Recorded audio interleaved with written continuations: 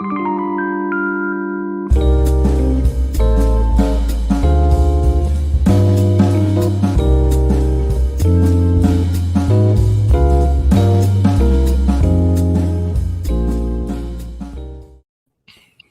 and gentlemen, we're here Wednesday, DebateSensei, Tim CV from San Diego State University, Bizillusions.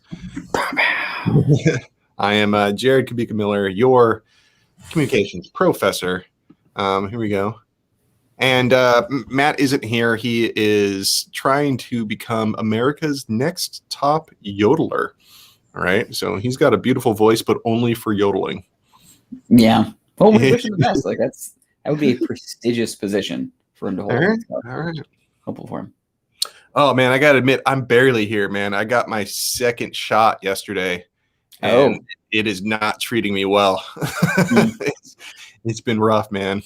Chug water. That is the one thing that everyone has been saying that I did, and everyone that I've talked to that did said like it was smooth sailing with tons and tons of water. Well, I mean, like I put water in my scotch. I think that's like one of the prime ingredients in whiskey is water. So yeah, I think that makes sense. There's more of that then, I suppose. Yeah, it's not working too well, so I better just drink more. Just up the dose. Yeah. And I got my honor of the last conversation. The WWF shirt. Oh my God. Glad we talked about that. It is now my favorite shirt that I own. It's perfect. It's perfect. Oh man, when did we talk about that? It wasn't too long ago. But what was the context? It was last week. Yeah, but what was the context? Like, how did we bring that up? It was like the organizations that had to bail on their names. Oh yeah. That's right. WWF now. Yeah. Now WWE. All right. So we have a topic this week that is a doozy, and it is exciting because it's going to be the new topic for NFA LD 2021. 2021, the entire season. So the NFA LD, and so the topic area is, or at least the topic paper that was selected was Endless Wars. Uplifting. Yeah. Those kids are in for such a cheery year. Oh my God, all year long. Nothing but good news and exciting new, just inventive, positive opportunities. So it's going to be bleak. It's going to be real bleak because, so as kind of like an introduction to the topic overall, there's this criticism that the United States has been, so it's the United States' participation in endless wars. And so that's like the position is U.S. should pull out from these endless wars. Those can be described as things like Afghanistan and Iraq that are now, 20, you're going on 20 years and 17 years respectively. And then there's also some other kind of proxy wars that come off of that, wars that are going on in Yemen and surrounding places that are just conflict that will, has been going on forever and doesn't have any end in sight. If anything, it just seems to get more bleak. So this is saying like, all right, do not fuel the fire with more troops, but pull from those, coming in light of Biden's recent announcement to withdraw all troops from Iraq and Afghanistan by September 11th, 2021. September 11th, 20 years. Yeah. Man. So that's nuts. Like do you remember watching the CNN the night that all started? You remember that when it went down? 20 years ago? Yeah.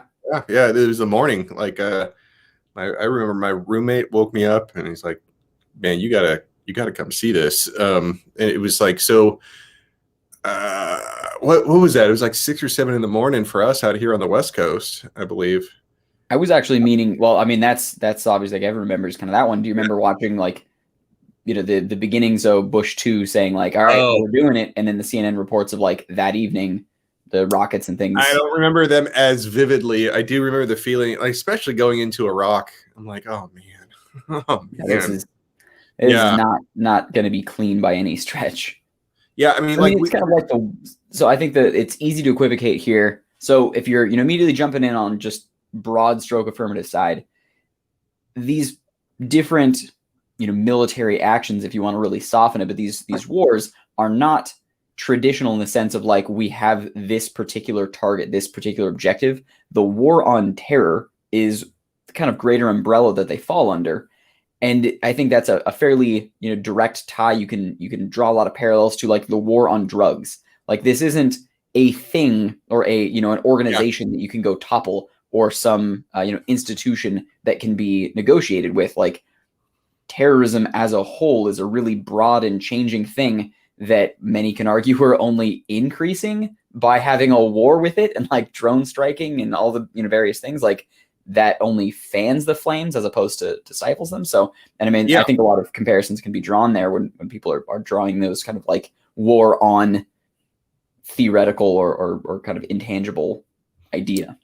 Yeah. So like, let's talk about potential wordings of the resolution, because there's a process for how they choose the topics in NFA LD, and the position paper, well, the topic paper and selection of the topic paper is only like one of those things.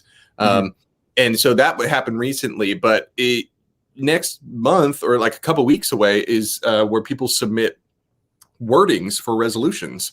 They have to submit several like different wordings, and in the topic paper itself, it just said, I guess the potential would be like the United States should pull out or some or all of its troop in the following areas, and then they'll list like the countries, you know what I mean? And I'm like, oh man, the some or all. Some or all is kind of rough. Yeah, I hope they don't go that avenue. Yeah. But I mean, then just supposed to create like clear, bright lines so it doesn't become just an awful, messy, mushy tea debate every time. Pulling out all troops from, and then, it can become more of like a timeline discussion or something. I have kind of liked the one or more topics where it just gives like, for like the cybersecurity, that gave like a number of different options that you could go for, like the policy topic, more recently, where it's just one or more of these things. Like I kind of like that avenue because it gives a lot of ground to the AF, so you can go in a lot of different directions, but it's not completely open-ended to where like it is feasible for the neg to prep out, good DAs to everything, or at least the majority of predictable positions. Yeah, there was another one where I think the way that it was worded, in fact, I'm down there. It's about presence. United States federal government should remove its presence from one or more of the following. Like, that seems to eliminate counterplan ground, right? Well, no, it doesn't, because it would actually fuel counterplan ground, because then you keep your presence there, but not with troops. Right. Yeah. We're gonna send wouldn't be very competitive, though, or blue jeans, or whatever the best representative of the United States. Oh man. Kenny Loggins. We're gonna send in Kenny Loggins. Like just whatever is a better presence than what we've currently got. So there's I think the one or more, right, is an avenue. So I think some of the straightforward, really easy ones, right? So I think what's super rough is withdrawing troops is not without a million fairly strong disadvantages, and the advantages seem good, but everything is going to be like, there's no way that is a net benefit. Like there's not a clean plan to help solve something. Like I think with like the nuclear debate, right, like 2 years ago, there exists lots of plans that seem like, this is pretty legit. Like this is a pretty good solution that would solve a lot of things. Yeah. I don't think that there exist many good solutions that solve most problems here. I think it's just like pick the less bad solutions. Yeah. Like pick the less bad option is what it is.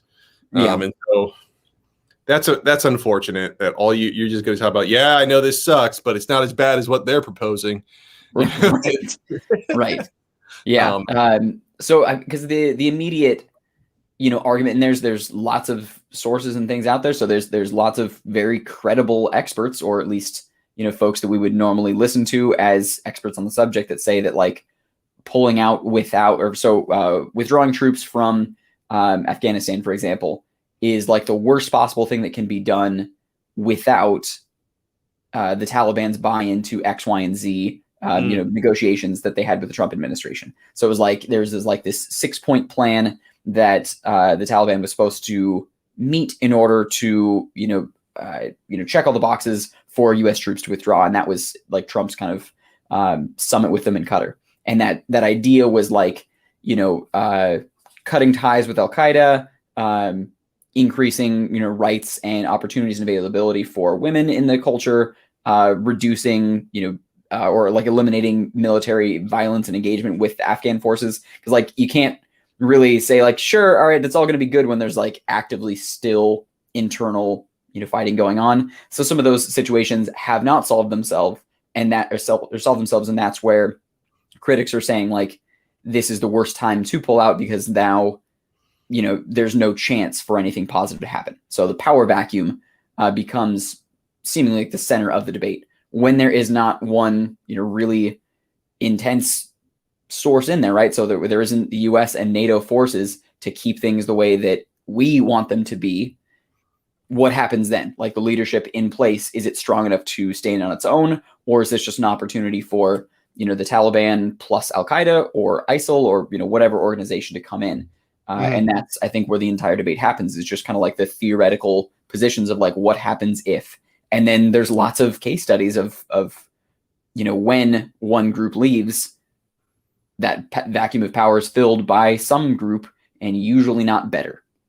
Yeah, like the Islamic State, I think, is actually a fairly good example. Like when you go hard on Al Qaeda, and then like that takes it out, and then the drawbacks started happening, and then they're like, all right, Islamic State, which is like a competitor to Al Qaeda. You know what I mean? It's a rival.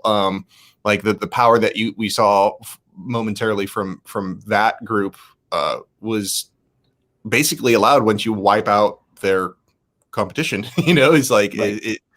So it's wild, and but that's the same thing. You go back to the 70s, Afghanistan, United States and Russia, and right. How that you get the Russians, and now the people that were allies are now enemies, and it's just man, so sticky and convoluted, and it's like you can't predict it and everything like that. It just sucks. There was one interesting thing right on the very first page of the paper, which was they included the Philippines as one of the places. Oh, really? Yeah. Apparently, there's like this agreement with between the United States and Philippines where we have a pretty big military presence. Now, I'm not sure, would that constitute a war? I mean, like I get like I could be completely ignorant about all the military. I haven't been there. Yeah, I don't know. Like, I only read the same whitewash news sources that are available via Google and other Western things, or that I've read. So I don't know about a conflict with the Philippines necessarily. But it's just about troop presence, really. It's like sure. Yeah. So I don't know. I don't really see that as being one of the countries that are going to be on the list. I just thought that was I was interesting when I saw that in the topic paper itself. I mean, it could be. So I think like I've heard good plans of like remove all foreign, troops from all foreign military bases, because we've got like a ridiculous number of them all over the planet, right? And that's does not de-escalate things. I mean, so there's the argument of deterrence versus de-escalation, and it's like, all right, are things, with the exception of say Iraq, Afghanistan, and Yemen, and Syria, so there's still certainly plenty, but with the exception of the wars that are happening right now, in the scheme of human history, large wars are not happening as often, and so it oftentimes both sides try and claim that as evidence to their point of like, well, it's not happening because there's so much deterrence, because we have troop presence everywhere, because we have such an insane military budget and $1 trillion gadgets that can, cause ridiculous destruction anywhere. That's why there aren't these, mass wars that you saw World War II and before. And yet the other side says like, no, we've just become a more interconnected culture. We don't need, like, it is the military buildup that caused World War I and World War II and will cause a World War III if we were not to, dismantle these things. So, and I think like proxy wars and buildup from these, contentious issues that are going on, or like the real genocides even that are happening around the Middle East and, in East Africa, like those things are real. And is that going to further the likelihood of bigger conflicts, or can that be in one way or another, solved by military presence? So it's going to be so messy there, where it's like, Is On there the any affirmative, though, diplomatic on the power without affirmative, yeah, military power? like the thing about the presence there is that it rests almost entirely on the authorized use of military force. The thing that was passed 1 week after September 11th, you know, and in it there's a sentence is like, yeah, the president is allowed to go in and, you know, take out anyone that contributed to 9/11 or to make sure it doesn't happen again. And they've used this like over a dozen times to go into places and like it's like this big open-ended justification, but it's not to prevent war, it's to prevent terrorism. Right. And there's pretty good evidence that it's not working. That right. Yeah, that the amount of like terrorist activity that's happened in the countries that we are in goes up. That the just the number of incidences. And so the idea, like, and so it seems like you say, oh, well, we're preventing wars by doing this, is like, first off, that's not what the law says. And secondly, that's kind of like, you could argue that that's a morphing what the original intent was in order to justify our continued presence there. You know? It's also kind of logically fallacious. Like, how do you know that you prevented something?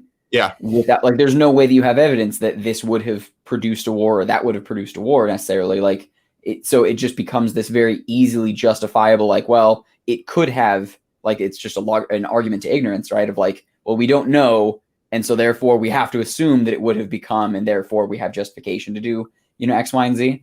And I mean, so that immediately gets super messy. And I mean, I think so. You can also come up with, you know, non-traditional arguments. So besides the straight up like war is really awful for X, Y, and Z reasons, there's also like, you know, unbelievable environmental fallout that comes from it, and just like human rights. You can talk about like the refugee just outpouring from any of these places. Like, how does a country function when like a third or more of its population is displaced from just conflict that was previously in their neighborhoods? Like, how is that possible for a country to exist? That actually like leads into one of the more interesting arguments I saw in the topic paper, which was that our presence in those countries actually fuels like domestic extremism at home, because a lot of troops that come home and are disillusioned by, you know, these wars that we could never win, and they also see, like you're saying, like refugees from those countries coming in, and now they're, you know, it becomes a right-wing extremist recruitment tool, and like those numbers are pretty easy to find evidence that they are going up exponentially, you know what I mean? And so that, I think that's a really, like, if you do, I think the fact that like the logical fallacies, just the, you know, those age old fallacies are still useful, and you can deploy them in the round and then follow it up with something like that is, I think it's a pretty good strategy. You know what I mean? It's like, first off, we're not preventing wars, and secondly, what we are doing is we're like creating more extremists over there and at home. Right. Yeah. So like the direct tie, I think it was a very common link story that we would use. But it was like I want to say it was like a Washington Post article that they ran where they like spoke with an Al-Qaeda leader that said like, yeah, he just pointed up at the drones overhead and was like, that's the best recruitment tool that I can ever get to, you know, getting more people into our side. Or maybe honestly, it could have been ISIS at that point, but it was like, yeah, when people are living in constant fear that they're going to be drone striked and like labeled as collateral damage, like it doesn't really foster a whole lot of love for whoever's country's drone is flying over your head. So, you know, regardless of what side, if you have to draw it like that, you're on, it is a very, very easy recruitment tool as soon as military presence is in that area. So I think the straightforward arguments are, you know, very well warranted. There's lots of good evidence you'll be able to find for that. I think that after the first, I mean, if nothing else, just from like the sheer weight that puts on competitors and judges, I would imagine after a few tournaments, you'll start to see more inventive arguments or less, you know, off the beaten path arguments that just kind of give a little bit of a different perspective to it. Otherwise, I think every round is going to end up in the same kind of bleak quagmire of which one causes the more of the worst possible things that humans have to create. Yeah, and we gotta, you know, not ignore the regional differences. You know what I mean? It's like if they put West Africa on the list with a number of other Middle East countries, there's like there's significant differences between those two where the story doesn't make it's not the same story. Like, for instance, in West Africa, there's actually a degree of coordination between Al-Qaeda and the Islamic State, which you don't see in Syria. You know what I mean? It's like there's, for some reason, that they're able to coordinate. And so, like, the power vacuum story there, like, might actually have a better link story than it would in other areas. You know what I mean? Sure. It's like just because of the regional differences. And so, sure. Yeah, I mean, you gotta really be, you really gotta attend to regional differences. And I think so. Some of it, I'm sure, will also come down to just support, right? Like the diplomatic and financial and military. Not we are supplying troops, but we are supplying weapons and technology and intelligence and ridiculous amounts of money. So that's where the Yemen topic comes up, in that it is like, so the Yemeni regime, or powers that be, the original, so not the opposition forces, but the original government of Yemen is still backed by Afghanistan and by Saudi Arabia, and then by extension the US. So that's an area where it's like, it's not our troops necessarily that are there, but it is still our presence. So it's still our support, or still, United States support. So I'm sure that they're trying to extend the resolutional wording to include things like that. So just the financial and military support, because damn, is Saudi Arabia, I think, a good topic. Like, that's something I think that needs to be discussed in depth. Yeah. Like, I think that's really got to come to the forefront. Like, without links to just oil, why are we so, tight with Saudi? Like, there's not a lot of good diplomatic and like safety reasons for it besides oil, right?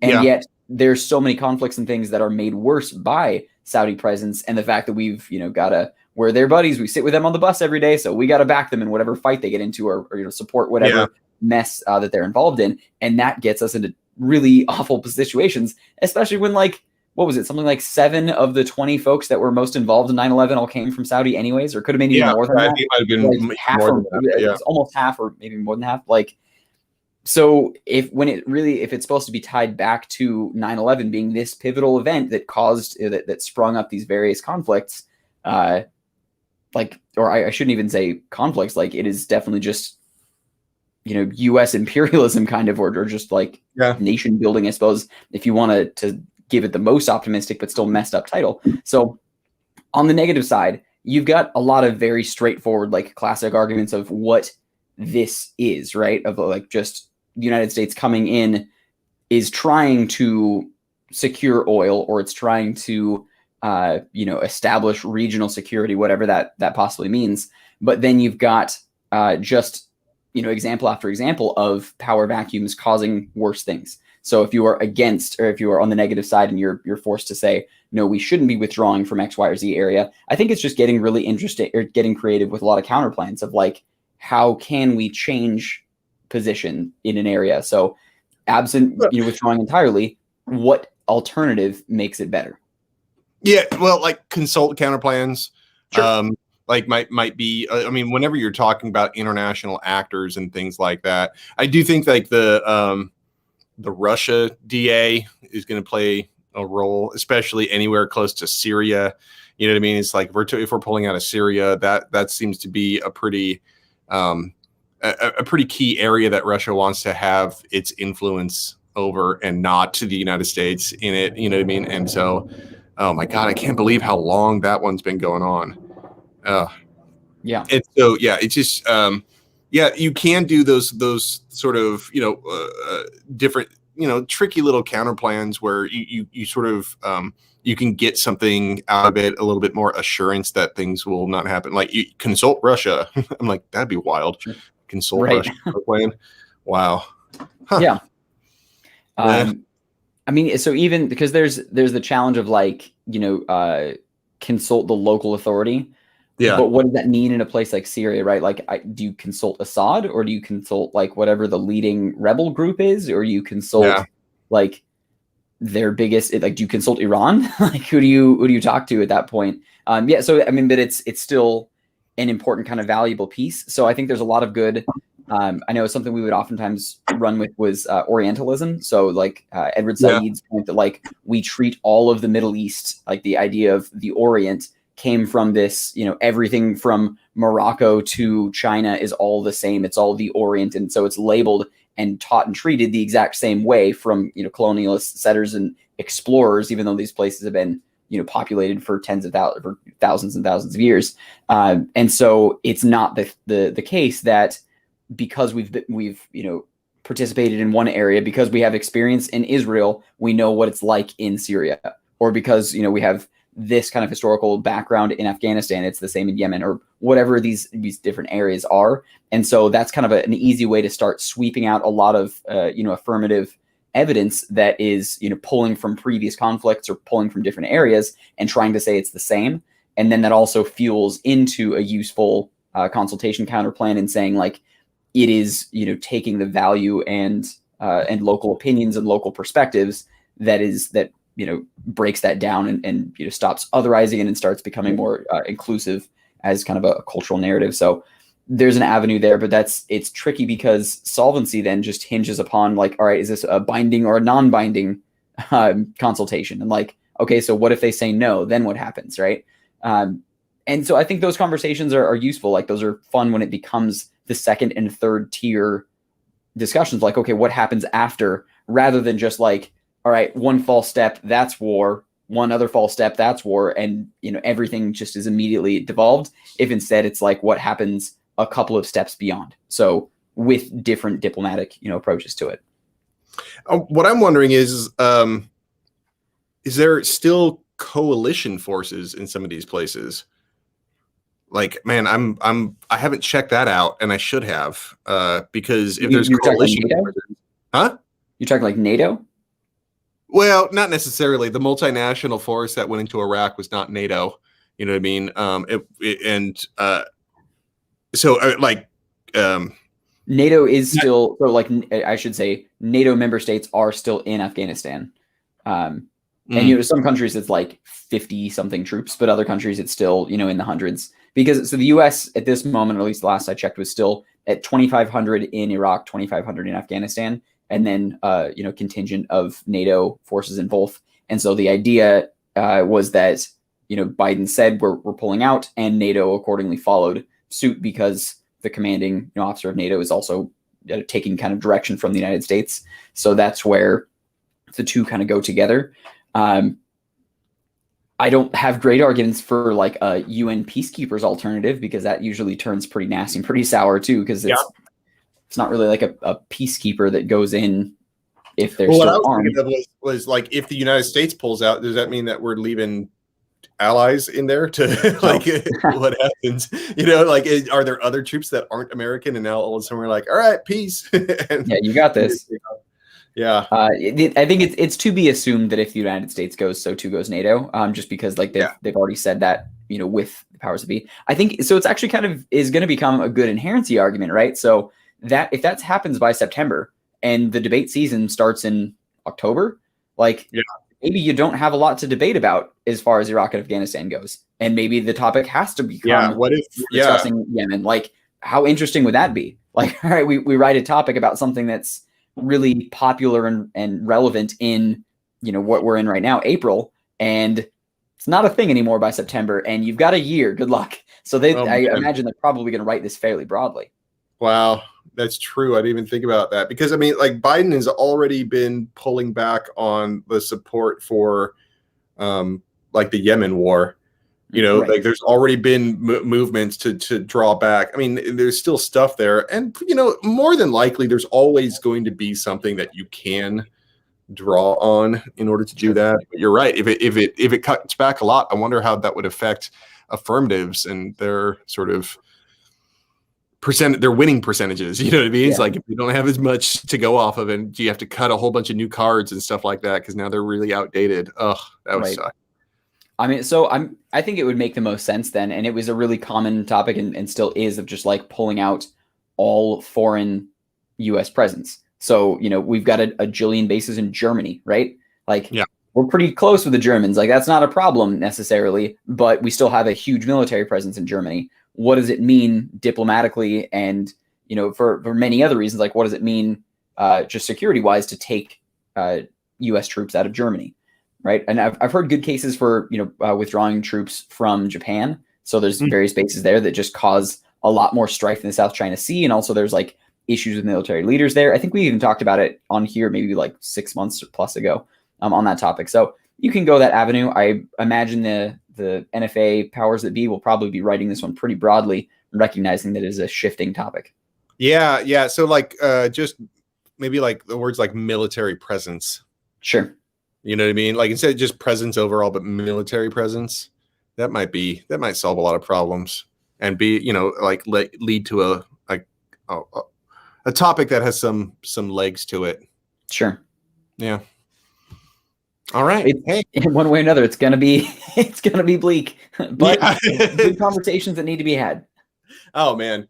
Well, man. I guess it was kind of appropriate that I was a little low energy today for that. So it seems fairly on point. All right, so I wouldn't be too enthusiastic. All right, here we go. We're going to talk about some wars. Forever wars, guys. Hey, guys. Yeah. All right. Hey, that's our time, everybody. We got Tim Seavey, we got Jared Kubika Miller. We will see you next week. All right. All right. See you later.